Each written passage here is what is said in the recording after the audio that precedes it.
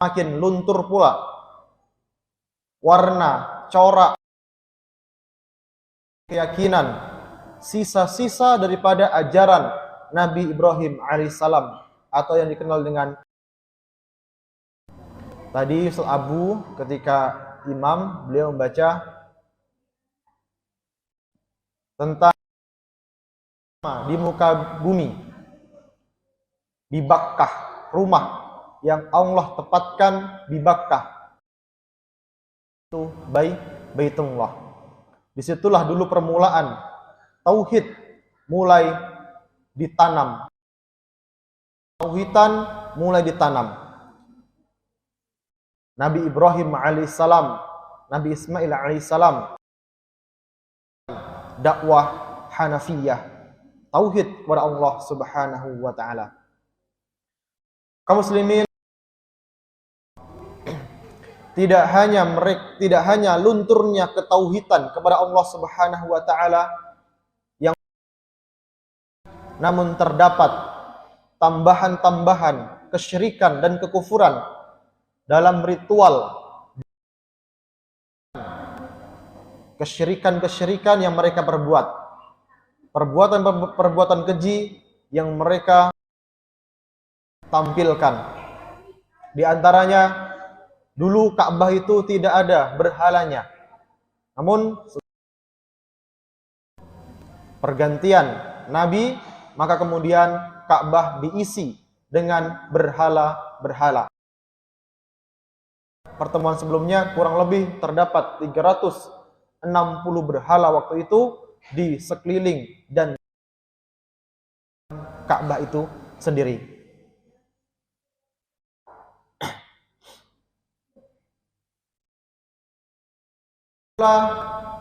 Perilaku yang mereka tambahkan dalam mensucikan Ka'bah, di antaranya mereka talbiyah. Jadi sekalian, azan ya Allah wa iyyakum, sesungguhnya waktu itu tidak diperhitungkan oleh negara yang waktu itu menjadi, yakni Romawi dan Persia. Romawi dan Persia sudah memiliki peradaban. Mekah terutama waktu itu sama sekali tidak diperhitungkan. Kenapa? Dihimpit oleh gunung-gunung yang tandus, padang pasir. Orang Romawi, Persia, mereka berkelahi ingin memperlihatkan siapa yang paling adidaya. Terbesit sedikit pun di benak mereka bahwa dari lembah biwadin ghairi dzi zar'in bakal muncul peradaban baru, seorang nabi dan rasul pembawa risalah. Kaum muslimin rahimani wa rahimakumullah, memang di dataran Arab waktu itu dengan orang-orang jahiliyah. Namun keunikan dari orang-orang jahiliyah yang bodoh ini, mereka sifat kesucian, sifat-sifat kebaikan yang mereka pertahankan. Meskipun di sisi lain mereka adalah orang. Di antara kebiasaan baik bangsa Arab waktu itu adalah mereka menjadi orang-orang pribadi-pribadi. Jadi meskipun mereka itu bodoh, namun mereka dermawan. Orang-orang itu dermawan. Izzah dijaga. Meskipun kepercayaan mereka dalam ideologi telah melenceng, karena sisi baik yang mereka tanamkan dalam diri mereka masih banyak. Di antaranya mereka senantiasa dermawan. Kemudian pantang bagi mereka untuk berbohong. Senantiasa mereka berbicara ucapan yang jujur. Meskipun mereka bodoh, jahil, namun mereka menjaga prinsip mereka. Ketika menyampaikan kabar, mereka akan menyampaikan kabar, berbicara dengan kalimat-kalimat yang di sisi lain mereka bodoh, tapi mereka memiliki sifat kebaikan. Di antaranya berkata jujur. Kebaikan mereka di antaranya menyambut tamu, memuliakan tamu. Kekuasaan yang adidaya waktu itu, namun izzah mereka menjamu tamu, memuliakan tamu, mereka rawat. Menepati janji, pantang mereka untuk ingkar janji. Menghormati tetangga, menghormati bulan suci. Mereka adalah orang-orang yang pemberani, suka menolong, berwibawa. Khattab, meskipun dulunya beliau adalah orang yang jahil, namun ketika ada orang yang terzalimi, siapa yang salah, maka ia salah. Siapa yang benar, maka ia benar. Ia akan senantiasa berkata jujur, dermawan. Mereka karena kebodohan senantiasa mereka iringi dengan kebiasaan baik yang mulia. Kemudian mereka suci, ya, beristinja juga, dan mereka melakukan haji dan umrah juga. Orang jahiliyah dulu. Namun dapat kebiasaan buruk, di antaranya mereka gemar berjudi, mengubur bayi perempuan hidup-hidup, minum khamr, fanatisme kabilah, bahkan dulu untuk hanya sekedar meletakkan aswad itu hampir terjadi pertumpah darahan, hampir terjadi peperangan di antara kabilah. Oh sukuku yang paling mulia, sehingga mereka ketika malam mabuk-mabukan, siapa yang bangun duluan itulah suku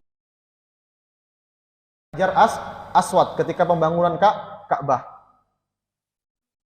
Maka kemudian mereka malamnya tidak ada yang bangun. Nabi Muhammad SAW lah waktu itu yang menjadi tokoh. Beliau ambil selendang, diletakkannya di atas selendang tersebut Hajar Aswad, selatan, barat, utara, dari setiap kabilah, kemudian sama-sama diletakkan Hajar Aswad di Mekah. Mereka bodoh, tapi ketika pembangunan Ka'bah, mereka tidak, daripada uang yang mereka sedekahkan, yang uang tersebut dihasilkan dari curi. Nah, dihasilkan dari jual khamr. Maka sekalian, dulu ketika zaman Nabi Ibrahim, Ka'bah itu kan kotak itu kan, kemudian ada lingkarannya itu. Nah, dulu zaman Nabi Ibrahim itu lingkaran itu termasuk dalam kotak waktu pembangunan Ka'bah kurang dana waktu itu, ya. Nanti insyaallah kami sampaikan di pertemuan selanjutnya tentang karena kurang dana hanya seperti itulah. Kemudian yang lingkaran itulah tanah dari surga. Waktu itu tidak disampai bangunan dibangun seperti zaman Nabi Ibrahim. Pondasinya masih kokoh di situ. Kemudian di antara kebiasaan buruk mereka itu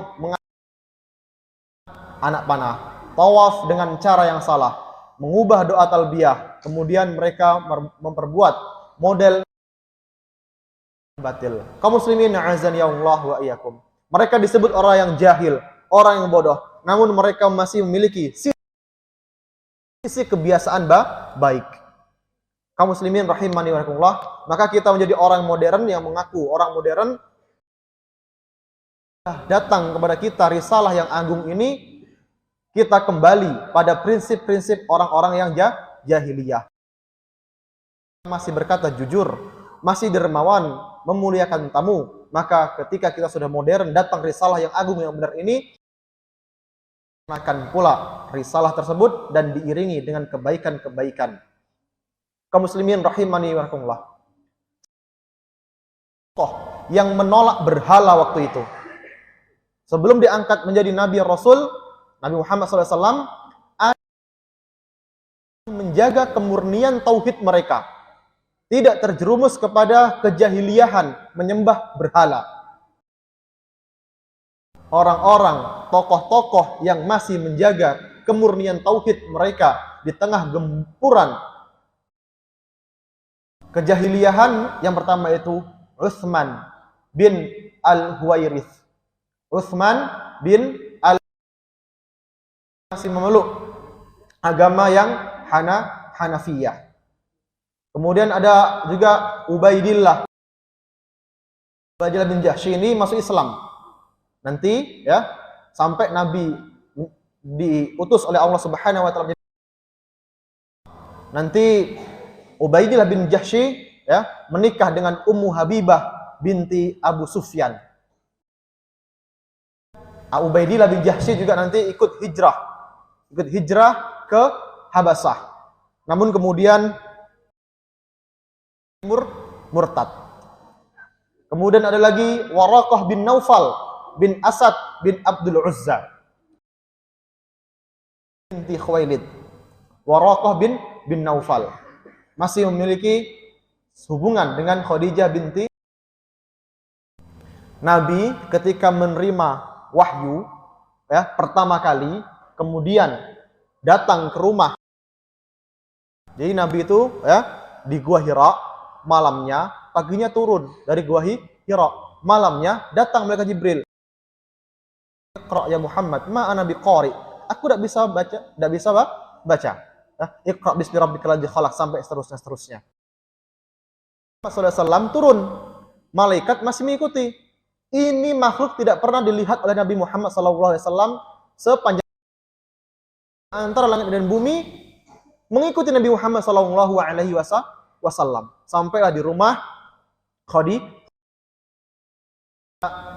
selimuti aku, ya ayyuhal mudaththir, kum fa'andir. Turun ayat nanti.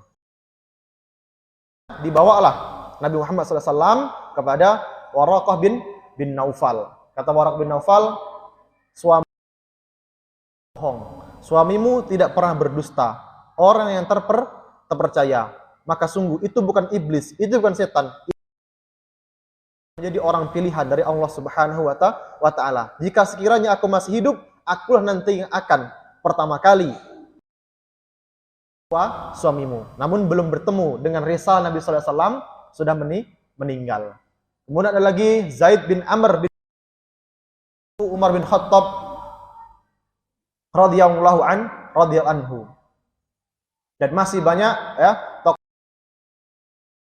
membawa keyakinan Hanafiyah. Kaum muslimin a'azani Allah wa iyyakum. Apa hikmah dipilihnya Jazirah Arab sebagai tempat kelahiran dan pertumbuhan? Pertama, Arab itu tempat millah Ibrahim alaihi salam, para nabi. Maka wajar jika Allah memilih Arab, karena di situ benih tauhid mulai. Yang kedua, ini termasuk di antara doa Nabi Ibrahim alaihissalam yang Allah tuangkan dalam surah Al-Baqarah ayat 129. Rabbana wab'ats fihim rasulan minhum yatlu alaihim ayatimuhumul kitab wal hikmah wa yuzakkihim innaka antal azizul hakim. Rabbana wab'ats fihim, utuslah di tengah-tengah mereka rasulan, seorang rasul min mereka, yang nanti yatslu akan membacakan alaihim kepada mereka ayatika, ayat-ayatmuhum, dan mengajarkan kepada mereka Alkitab, yaitu Al-Quran ini, wal hikmah, dan hikmah, wa yuzakkihim, dan mensucikan diri mereka, innaka antal azizul hakim, sesungguhnya engkau maha perkasa bijaksana. Maka kemudian doa Nabi Ibrahim ini dijawab oleh Allah Subhanahu wa taala. Huwalladzina rasulan minhum yatlu alaihim ayatihi wa yuzakkihim wa yuallimuhumul kitab wal hikmah wa in kanu fi dhalalim mubin. Dialah Allah yang mengutus kepada kaum yang buta huruf ummi antara mereka, yang membacakan ayat-ayat Allah Subhanahu wa taala kepada mereka, mensucikan diri mereka, Alkitab, Al-Qur'an, al-hikmah dan hikmah sunnah, dan sesungguhnya mereka sebelumnya benar-benar kesesatan yang nyata. Jadi Bapak Ibu sekalian yang azan ya Allah wa iyyakum, hikmah yang pertama dimulai dari Arab, ya, utamanya di Makkah. Dan ini menjadi pelajaran doa. Nabi Ibrahim berdoa pertama meminta seorang rasul diutus dari tengah-tengah mereka. Untuk apa? Dibacakan kepada mereka. Yatslu at-tilawah. Yang pertama adalah tilawah. Muhum. Setelah tilawah, membaca, maka mendapatlah pengetahuan. Apa yang dibaca Al-Quran dan As-Sunnah. Pengetahuan yang universal dalam agama itu bersumber pada Al-Quran dan As-Sunnah. Jika kita ingin mendapatkan, memperoleh generasi yang nantinya tidak akan tersesat sebagaimana orang yang kita ajarkan kepada mereka, yatslu al-kitab, dibacakan kepada mereka Alkitab, kemudian diajarkan kepada mereka setelah itu yuzakkihim, mereka akan mensucikan diri mereka.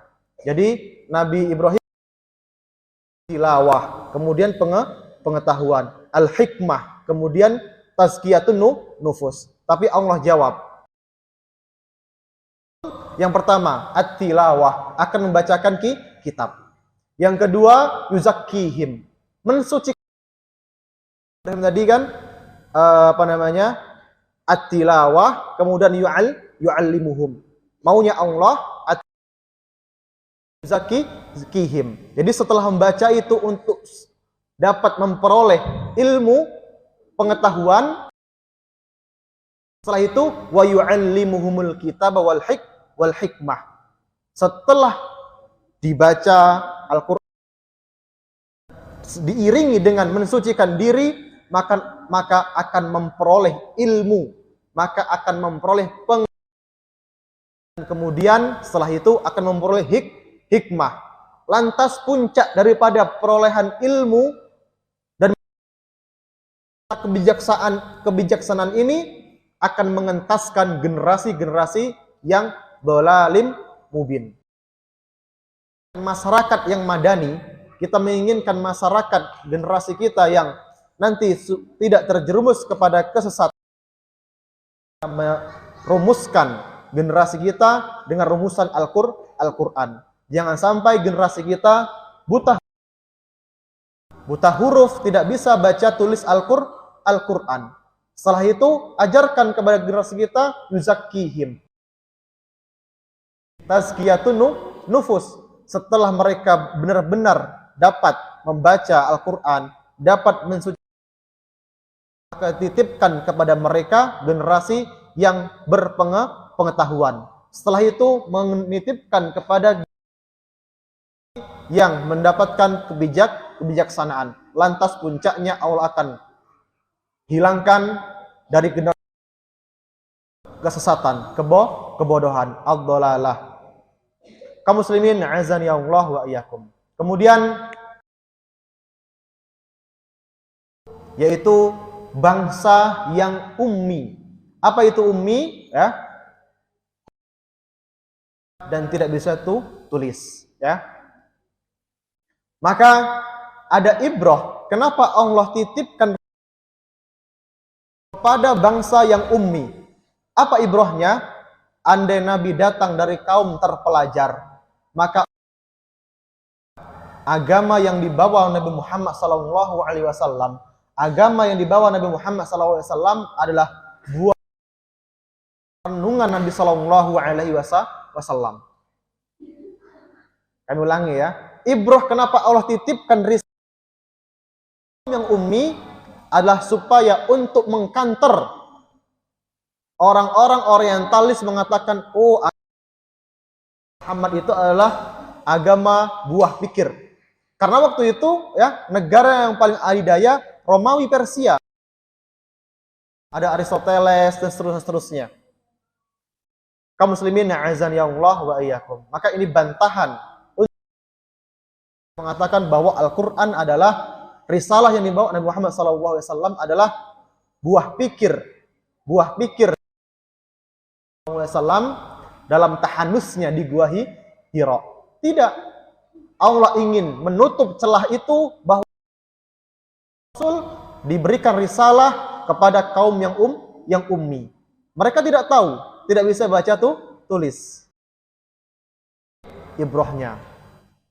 Kemudian lembaran hati mereka ibarat catatan sederhana tergores oleh kebersahajaan.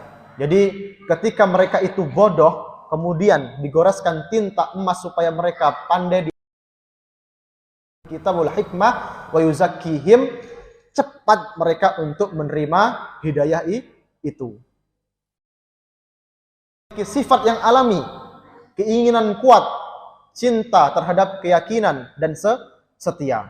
Bahwa mereka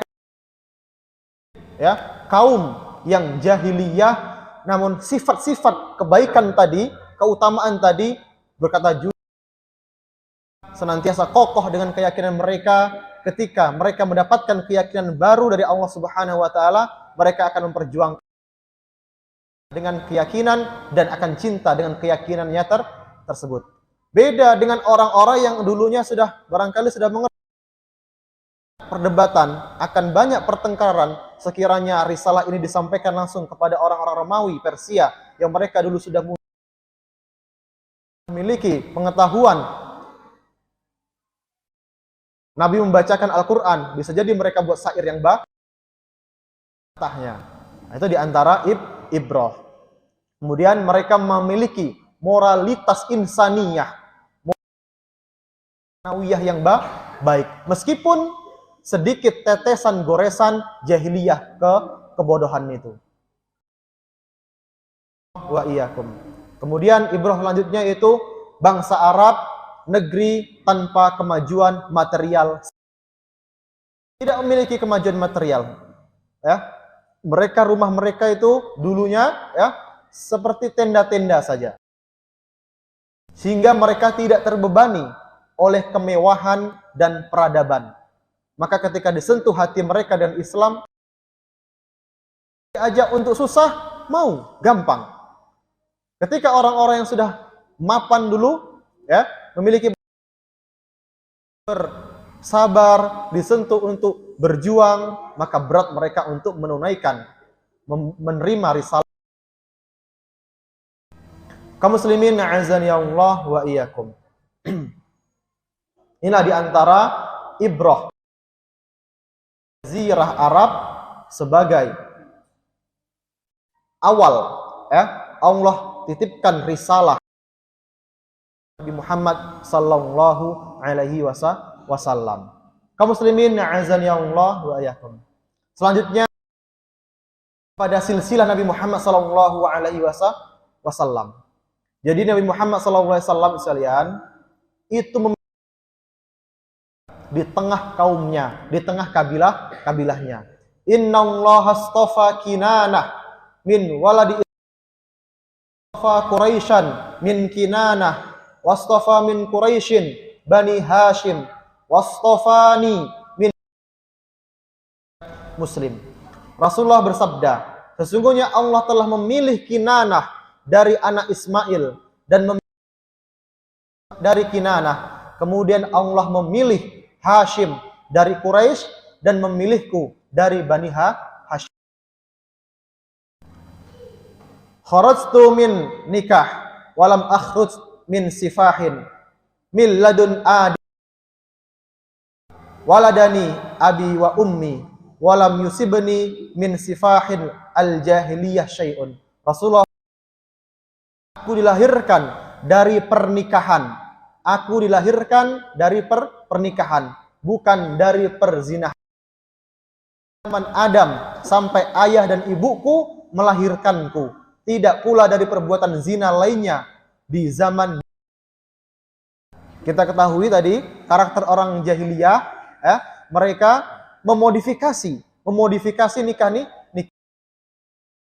Maka Nabi Muhammad SAW ini ya, dari Nabi Adam silsilahnya jelas dihasilkan dari pernikahan.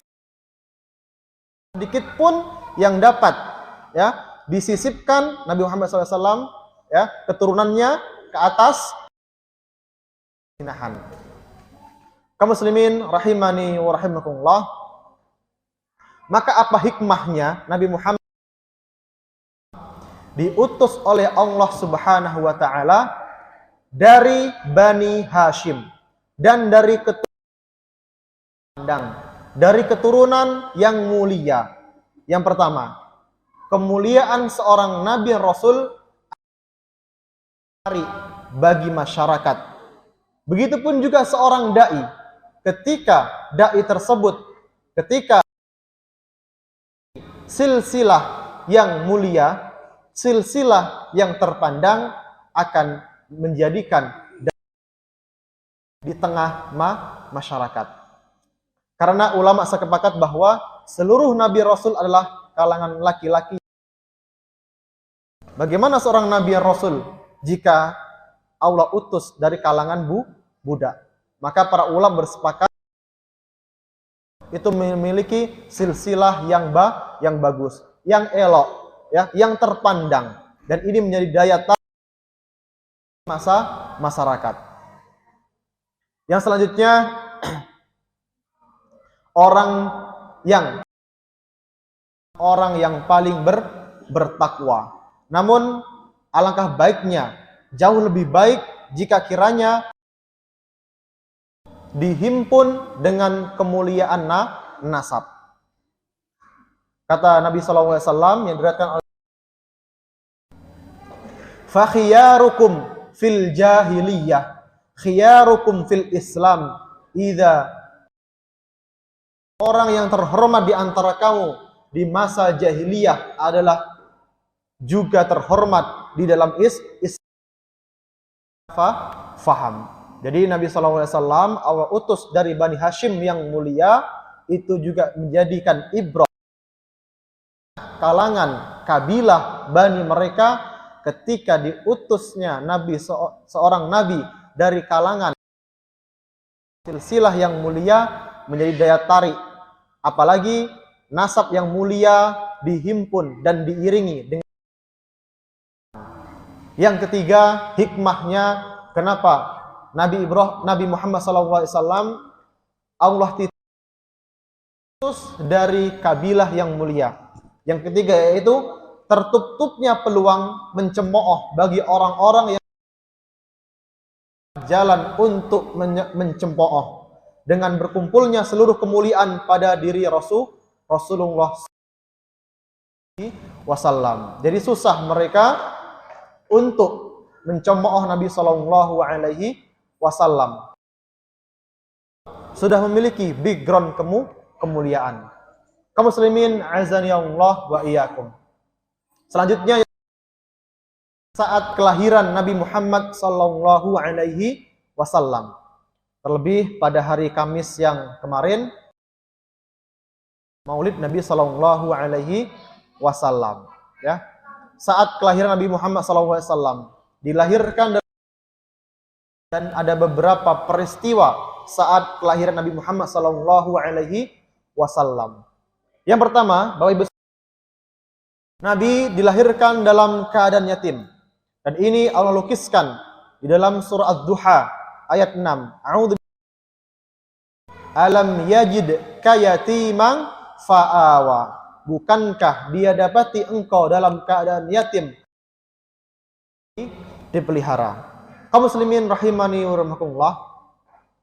Di antara keutamaan Nabi sallallahu alaihi wasallam, ibu beliau bernama Aminah. Ketika mengandung Nabi Muhammad sallallahu alaihi wasallam, Aminah tidak merasa berat mengandung Nabi Muhammad sallallahu alaihi wasallam. Lelah, tidak merasa berat. Kita ketahui seorang perempuan apabila mengandung selamanya berat perutnya. Nah, Aminah ketika mengandung Nabi Muhammad SAW tidak merasa berat. Inilah ya keutamaan Nabi Muhammad sallallahu alaihi wasallam. Yang kedua, selanjutnya Bapak Abdullah. Ketika Nabi Muhammad SAW masih dalam kandungan, Abdullah berdagang. Kemudian singgah di Madinah. Lalu kemudian jatuh sakitlah Abdullah di Madinah. Lalu bapak Nabi Muhammad SAW meninggal di Madinah. Maka ayahnya sudah meninggal. Setelah meninggal bapaknya, menyusul ke Madinah. Ketika sakit disusul oleh Al-Harith, pembantu dari Abdul, tapi sudah didapati dalam keadaan wafat.